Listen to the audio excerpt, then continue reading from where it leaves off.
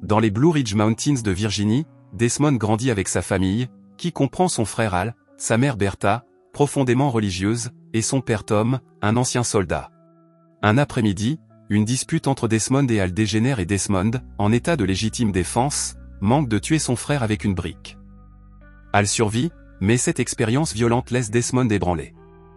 Les paroles de sa mère ne font qu'accroître sa culpabilité. Elle lui dit que ce qu'il a fait est le plus grand péché de tous les 15. Des années plus tard, alors qu'il est de l'église locale, Desmond est témoin d'un accident de voiture. Sans hésiter, il se précipite pour aider l'homme, utilisant sa ceinture comme garrot pour arrêter l'hémorragie. Il emmène ensuite le blessé à l'hôpital, où le médecin le félicite pour son action rapide, lui disant qu'il vient de sauver une vie. En regardant les infirmières et le médecin travailler, Desmond sent quelque chose bouger en lui. Il a toujours rêvé de devenir médecin, mais n'a jamais eu la formation nécessaire. Le même jour, il rencontre une infirmière, Dorothy, qui le fascine immédiatement. Cherchant désespérément un prétexte pour lui parler, il accepte même de donner son sang sur place. Le lendemain, il retourne à l'hôpital, bien habillé, déterminé à flirter avec Dorothy et à l'inviter à sortir. Cependant, Dorothy est légèrement surprise lorsqu'il l'embrasse sans prévenir. Malgré ce moment gênant, leur relation s'épanouit. Quelques jours plus tard, Al surprend la famille en annonçant qu'il s'est engagé dans l'armée pour participer à la Seconde Guerre mondiale. Il a attendu d'être mis devant le fait accompli pour le leur annoncer, sachant qu'il désapprouverait. Il a raison, Bertha déteste l'idée car prendre une vie va à l'encontre des commandements de Dieu, et la vue de Al en uniforme rappelle des souvenirs douloureux à Tom. Incapable de le supporter, Tom demande à son fils de quitter la pièce. Peu après, Desmond annonce à Dorothy qu'il a lui aussi l'intention de s'engager, mais en tant que médecin. Voulant régler les choses avant de partir, il demande à Dorothy de l'épouser, ce qu'elle accepte.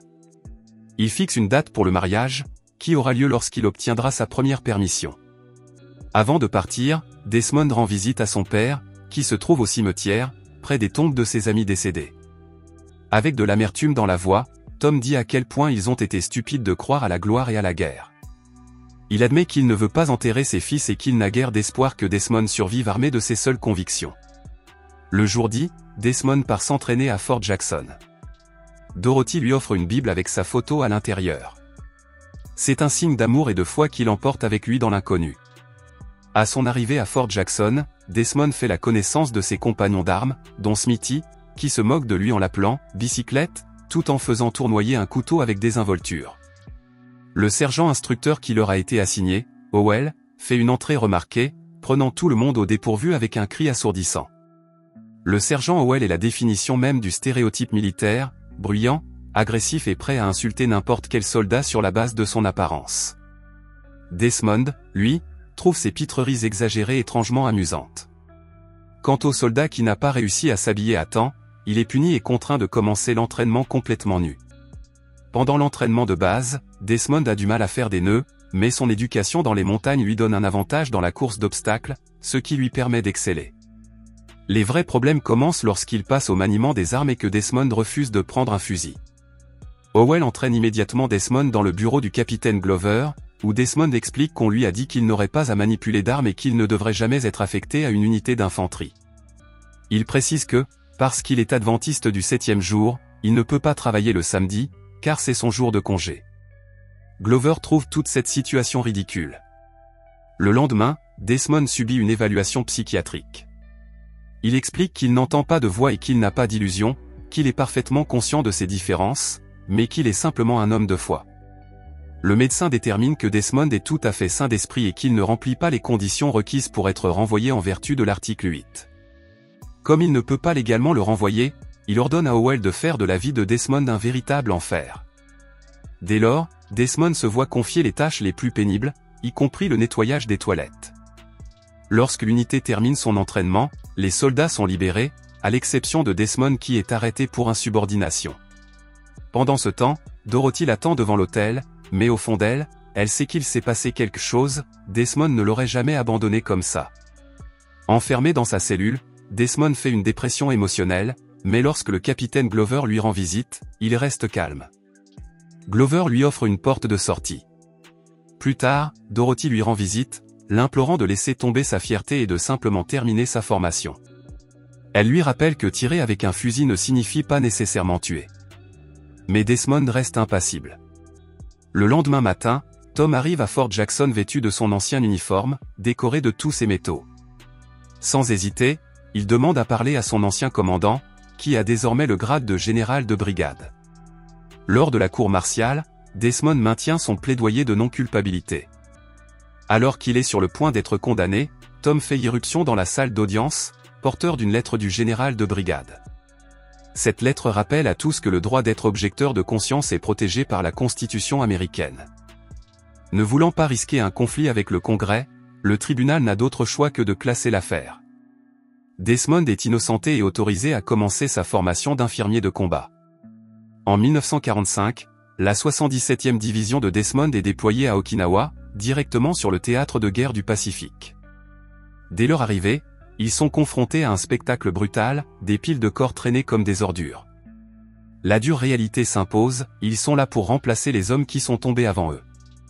Les derniers survivants de la 96e division rejoignent l'unité de Glover et Desmond est présenté à deux autres médecins. C'est là qu'ils apprennent l'existence de la crête de Haxao.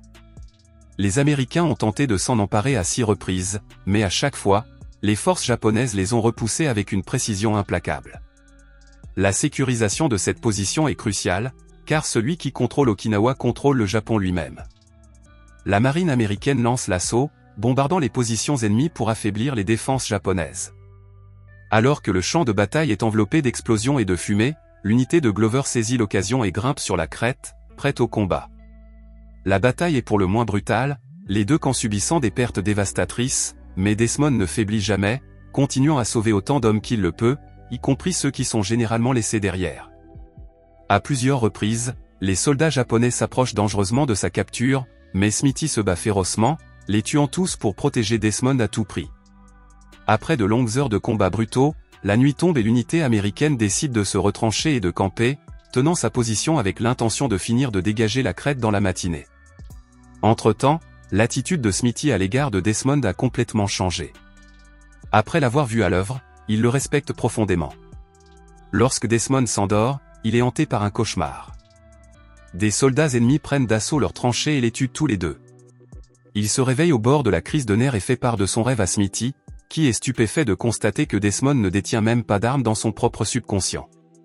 À l'aube, l'armée japonaise lance une féroce contre-attaque, prenant par surprise les Américains qui peinent à se réveiller. Howell ordonne immédiatement la retraite.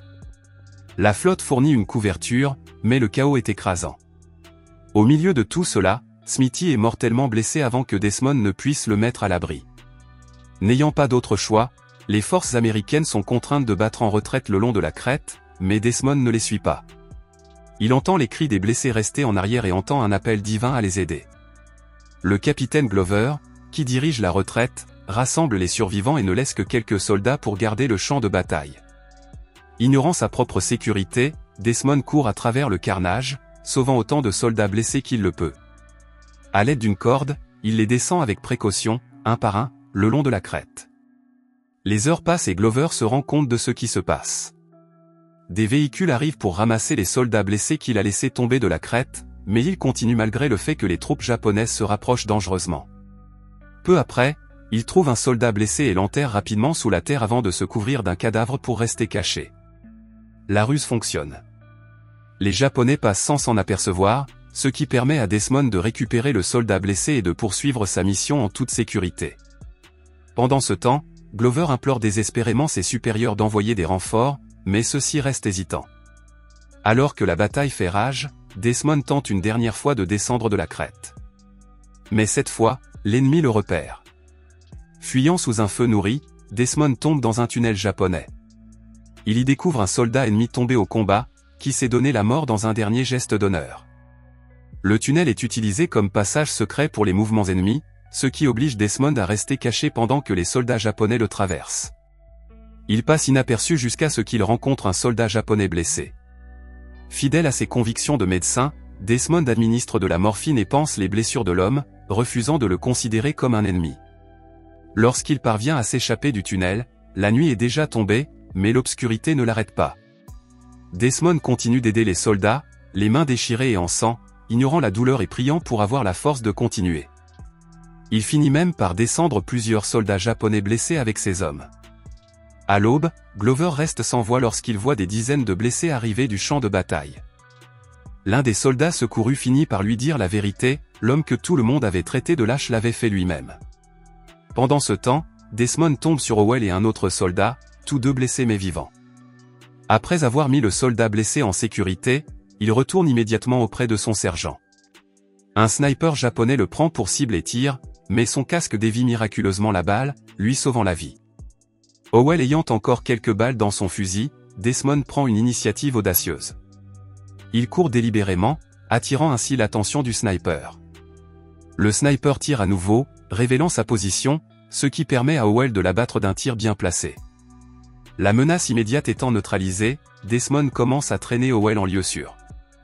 Alors qu'ils battent en retraite, des soldats japonais les repèrent et les poursuivent. Howell riposte, couvrant leur fuite tandis que Desmond avance, refusant de laisser son sergent derrière lui. Alors que Howell atteint le bas de la crête, Desmond fait un saut audacieux pour se mettre à l'abri. Des soldats japonais le regardent par-dessus le bord, prêts à l'achever, mais avant qu'ils ne puissent tirer, Glover et ses hommes les éliminent, arrivant juste à temps pour aider les derniers survivants. Desmond est accueilli avec le plus grand respect et immédiatement emmené à l'hôpital de campagne. Là, il apprend la triste nouvelle que l'autre infirmier de l'escouade n'a pas survécu. Glover lui rend visite plus tard et s'excuse sincèrement de l'avoir sous-estimé. Il admet que Desmond a fait plus pour leur pays que n'importe qui d'autre. Glover explique ensuite qu'ils retourneront à Hacksaw Ridge le lendemain, samedi. Il reconnaît que c'est le sabbat de Desmond et lui dit qu'il respectera sa décision s'il choisit de l'observer au lieu de se joindre à eux. Desmond accepte cependant d'y aller. Toute l'unité attend qu'il ait fini ses prières avant de lancer l'attaque. Cette fois, les Américains prennent les Japonais au dépourvu. Avec les renforts tant attendus et le tunnel découvert plus tôt par Desmond, la bataille tourne rapidement en leur faveur. À un moment donné, un petit groupe de soldats japonais s'avance en agitant un drapeau blanc comme s'ils se rendaient, mais il s'agit d'une ruse. Ils s'approchent suffisamment pour lancer des grenades sur les Américains.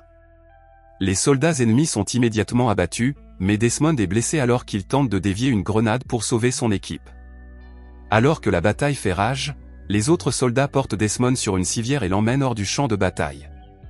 Les Américains finissent par remporter la victoire en s'emparant de la crête de Hacksaw. Dans la réalité, Desmond Doss a sauvé 75 soldats blessés sur le champ de bataille de Hacksaw Ridge. Il est devenu le premier objecteur de conscience à recevoir la médaille d'honneur, la plus haute distinction pour bravoure aux États-Unis. Desmond et Dorothy sont restés mariés jusqu'à la mort de cette dernière en 1991. Malgré son héroïsme, il n'a jamais cherché à être reconnu, attribuant toujours le mérite à sa foi et estimant que les vrais héros étaient ceux qui ne rentraient jamais chez eux. Il est décédé en 2006 à l'âge de 87 ans.